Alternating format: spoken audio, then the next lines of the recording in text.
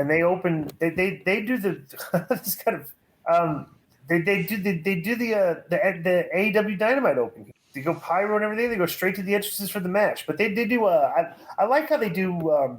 They make these matches seem like a bigger deal with the way they introduce the guys. Good ring introductions and stuff, everything, all that. So it's like they kind of like go through the pomp and circumstance whenever there's a title match on the show of like giving everybody the introduction, so like kind of like a real sporting event. You know what I'm saying? Yeah, it took forever, bro, between the entrances and introduction. Bro, they must have been like 5 minutes. Yeah. And you can't find a better intro than Rollins coming in while the people are chanting. Right. Yeah. They did like 1.5 million fans, but they were head to head against them. That's the most. They had a football game that was on primetime television. Right. Which like I think the two games combined at like 20 million. So it's like But so Bobby and Seth thought this is a good match. At the end, they the crowd Rollins went into his thing when he was on offense, his song, and he acknowledged him, went to the ropes, and attempted a move that Lashley avoided. Rollins went for the stomp, but Lashley dodged it, put him in the hurt lock. Rollins used his feet to push off the ropes into a pin for a 2 count. Rollins' leg landed on the ref bump. Lashley maintained the hold, but Rollins kicked him below the belt while the referee was down. That was actually a good spot. And Rollins went to corner to set up for his finisher. Because that's what Seth needs to do more of. Okay, not more about that. He needs to do like stuff like this, bro. When you're a heel, you have to. Seth was like when he would work. And even as a heel, when he was like the architect, he'd always outsmart baby faces in spots, like out wrestled them or do a shine spot where his move made him look like really cool move. But this is what he needs to do: cheat. You know what I'm saying? Well, the referee's not looking. So the Matt Riddle music played, and Rollins took the bait and turned his attention to Riddle for a moment, and back into Lashley for a spear. They went 20 minutes, and that was the finish. But the crowd pops on these finishes. Bro, they were actually hot from the start to the finish. Yeah. So what yeah, I thought it was a great match. They did a really good job of, letting Rollins get heat at the beginning. Lashley understood, I got to make him look strong before I beat him.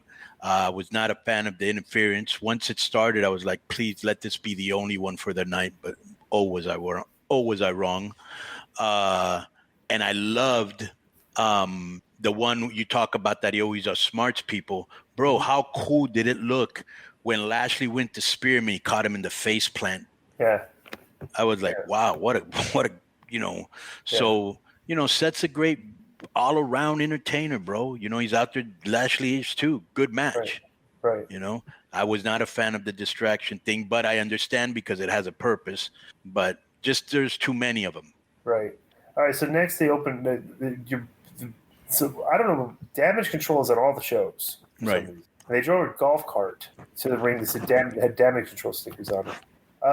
The balloons. They're basically having a victory celebration for winning the tag titles. Bayley's from the Bay Area, touted herself as a hometown hero, and the crowd cheered, but she quickly turned in and settled with the San Jose Sharks hockey team. Sky spoke briefly, and then Kai spoke about the damage he did to beat Belair, Asuka, and Alexa. And the crowd gave Kai the what gimmick. Raw Women's Champion Bianca Belair, Asuka, and Alexa Bliss made their entrance. And Belair said they would have to teach damage control some respect. And the babyface trio entered the ring, and Bayley and Bliss exchanged verbal jabs with Bayley, telling Bliss she's a shell of the former Alexa. Then Bliss challenged Bayley to a match, and the heel sees leaving. Bayley won for a sneak attack, but Bliss dropped her to the forearm. Bro, all these guys you got on the show and everything, that match that they made was the main event. I know. And I'm like, all right, okay.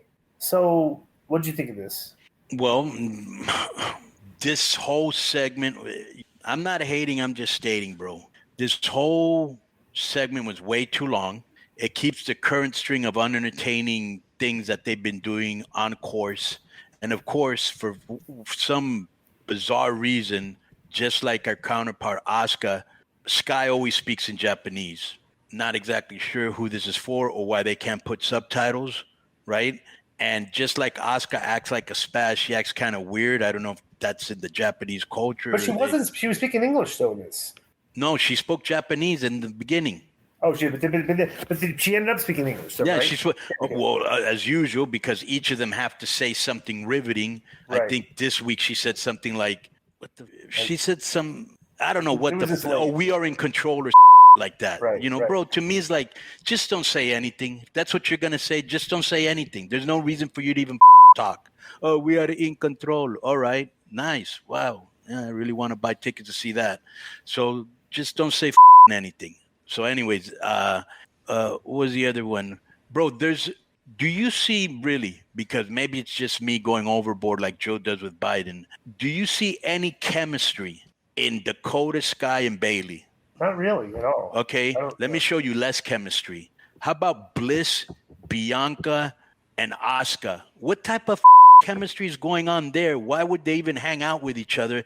And bro, it's hard to take.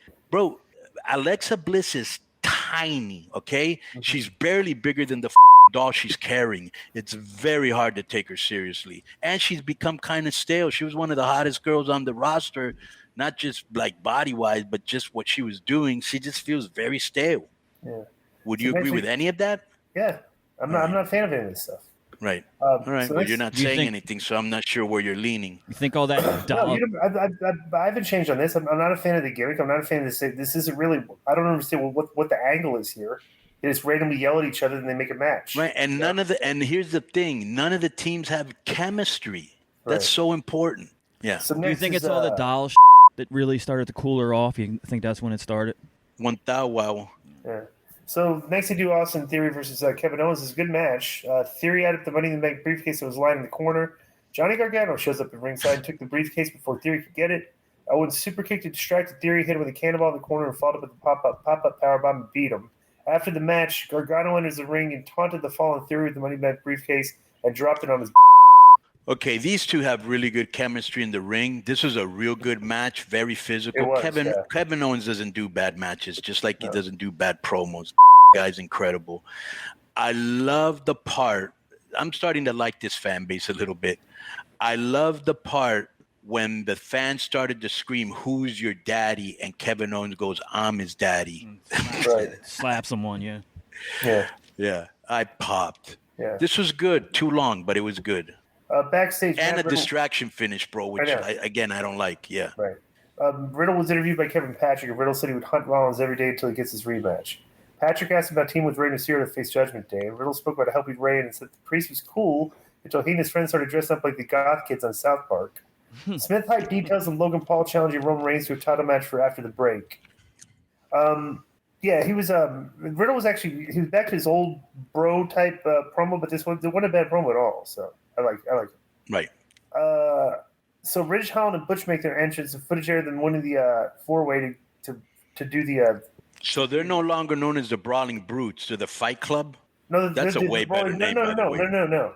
They're the Brawling Brutes, but they're part of Fight Club, which is the faction. But they're the Brawling Brutes. That's the name of their tag team. Yeah. And they're going to wrestle the Street Profits. So you know who's going to win here because the Brawling Brutes are in the title shot. Basically a good match. Interesting type of not clash of styles, but it's just like they're high flyers against.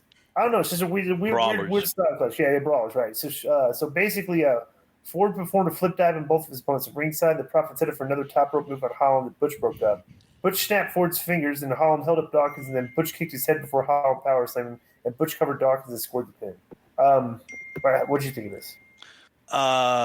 Okay, so the Street Profits have risen their stock in my eyes, exponentially from promos, which I used to hate, to their matches. The heavier guy got in better shape, and he may be one of the most improved guys on the roster. This was a good match. The promos were not good, but here, miracle of all miracles, a clean finish.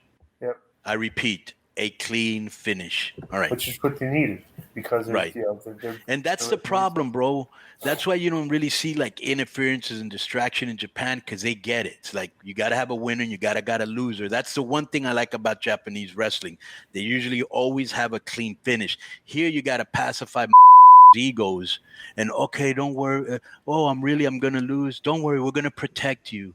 And I have the same problem in Mexico. And believe me, I'm breaking that in Mexico big time because it's so stupid. I learned the guy that actually pushed me in Mexico, his name was Connect, and he gave me really bad advice when I started because he was the top star in this place called Toreo. And when I say top star, I mean like he was Hogan. As a matter of fact, he body slammed Hogan in Toreo, and I think he might have even beaten him. And he body slammed Andre the Giant. So that lets you know how big that guy was. Right. So he brought me in as like this young guy that, and he was just beating me all over the place. And he told me, he goes, you don't do any jobs for anybody except me. And you don't listen to this. Now, remember, Disco, I have 1 year in the business. Okay. And I'm not smart to the business. Right. Okay. And he's like, don't listen to this advice. Don't lose to anybody but me, and don't sell for anybody but me. Can you imagine the amount of heat I had?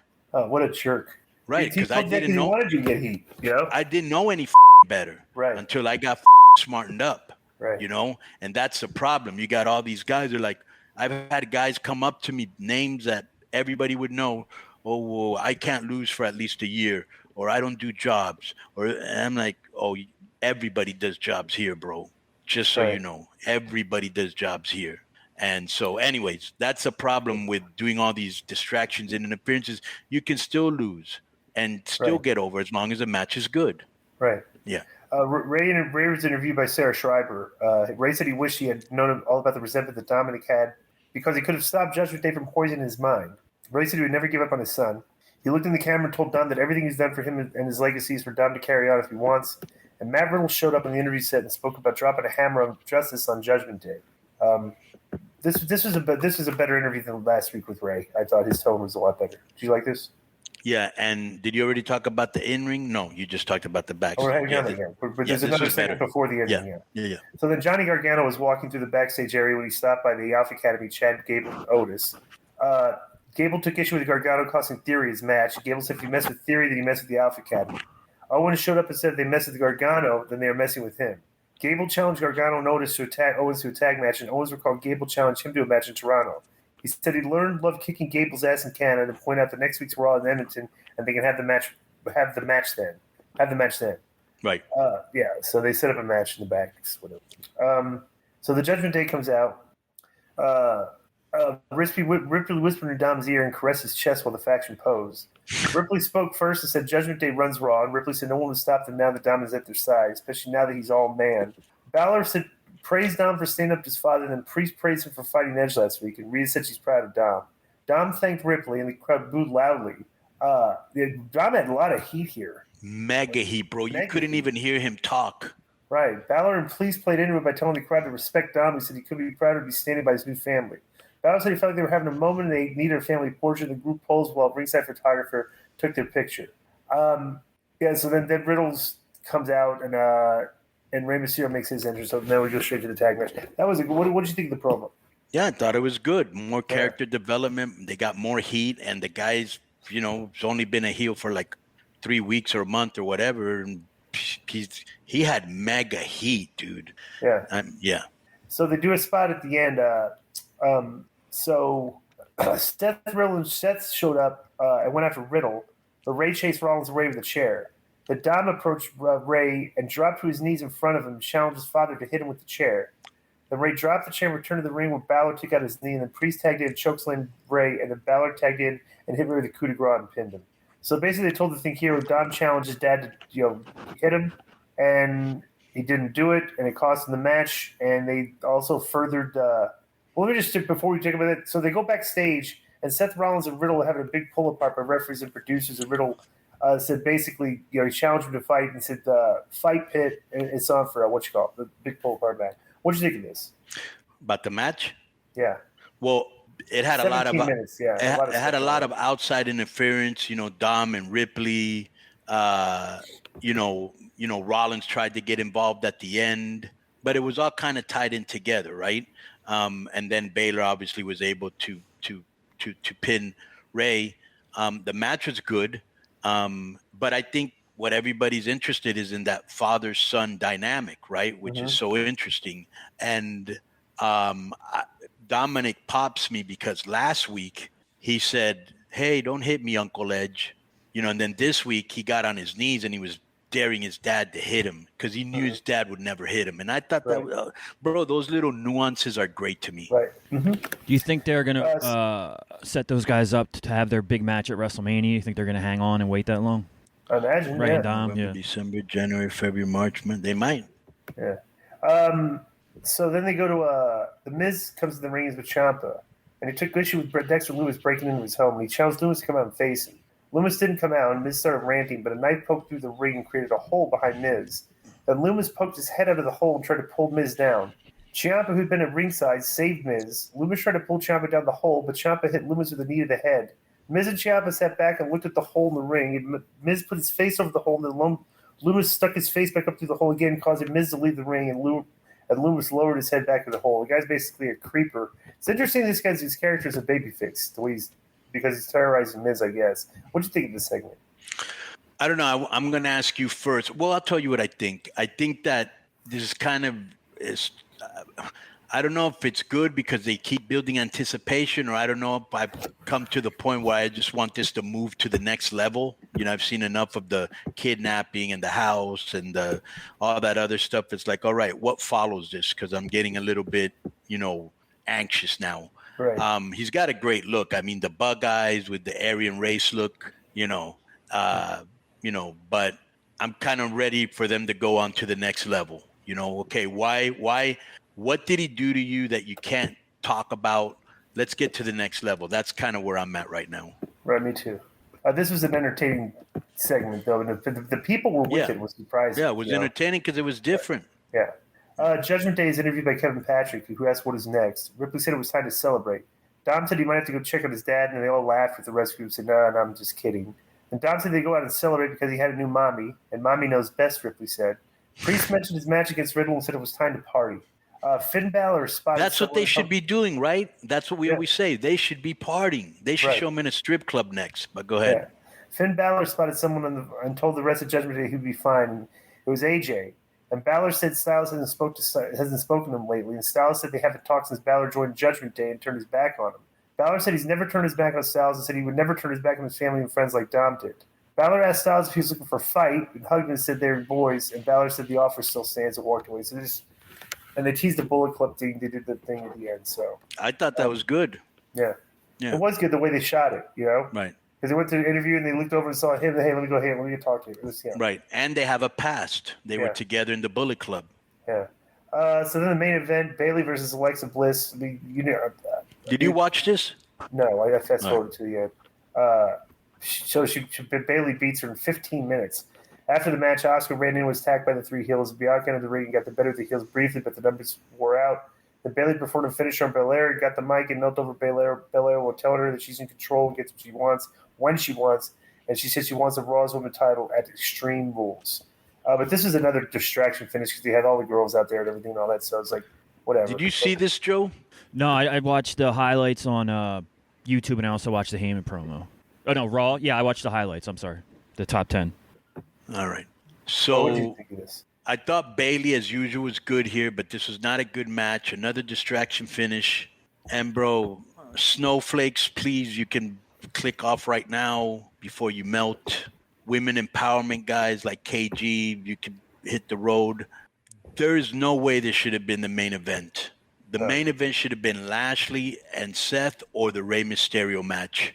Okay, and I'm going to tell you why this should not have been the main event. Because I've seen at least 4 or 5 women's main event this year, and none of them deserve to be in the main event. And I'm all for women empowerment and giving them a chance, but only if you're going to outdo the men, not just because you're women. And I don't think they should have been the main event. I thought this was, is there a brutal Bob Evans emoji? Joe. No, but I'm sure someone will come up with one in the Discord. If somebody comes up with it, affix it to this match. Yeah. Okay. Yeah. That's what I thought. Yeah. So I'm not interested in any of this stuff. So, but that's been our Raw review. Enjoy the rest of the show. Boom.